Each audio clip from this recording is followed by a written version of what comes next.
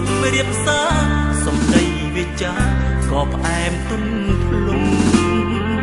បែកអូនច្រើនខែចរិតអូនកែមិនដូចពីមុនអូននាងបានខ្លាចជាទូឯកគុណជីងរថយន្តទំនើបថ្មីថ្មីកាលនៅស្រុកបាយកក់ប្រហុកត្រីឆ្អើត្រីប្រៃយើងកាន់ដៃគ្នាដើរខ្វៀលក្របី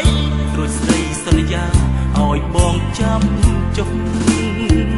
ដល់ពេលអីឡើយអូនបានល្បីទៅពីសម្ដីក៏ធ្លាប់ឡើងបងហាញ់មុខតាមកញ្ចក់ទូរទស្សន៍អូនថាមិនធ្លាប់មានសំសារឡើយអូនបានខ្ពស់ភ្លេចប្រុងស្រុកស្រែចាំស្រីស្គាល់ឡានថ្មីថ្មីភ្លេចក្របីភ្លេចទាំងបងហើយអ្នកភូមិប្រាប់បងគេជួបអូនម្ដងមិនចង់ឆ្លើយគេថាអូនមានសំសារអោថាពីកយទាំងកណ្ដាលថ្ងៃ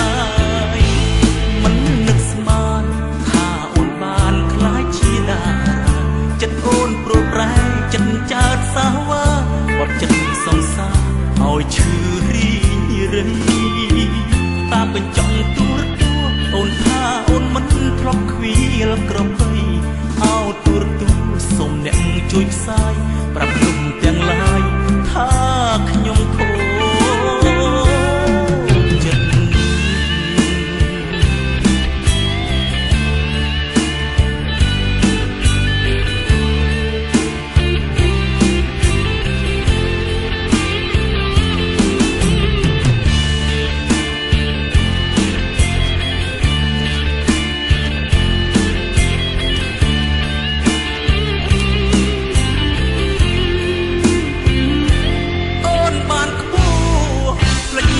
ស្រុកស្រែចាំស្រីស្គាល់ឡានថ្មីថ្មីក្របីភ្លេចទាំងបងហើយអ្នកភូមិប្រាប់បងគេជួបអូនម្ដងសូមមិនចង់ឆ្លើយគេថាអូនមានសំសារអោថាពីកយទាំងកណ្ដាលថ្ងៃមិននឹកស្មានថាអូនបានខ្លាចជាតារាចិត្តអូនព្រួលប្រែចិត្តចើតសាវ៉ា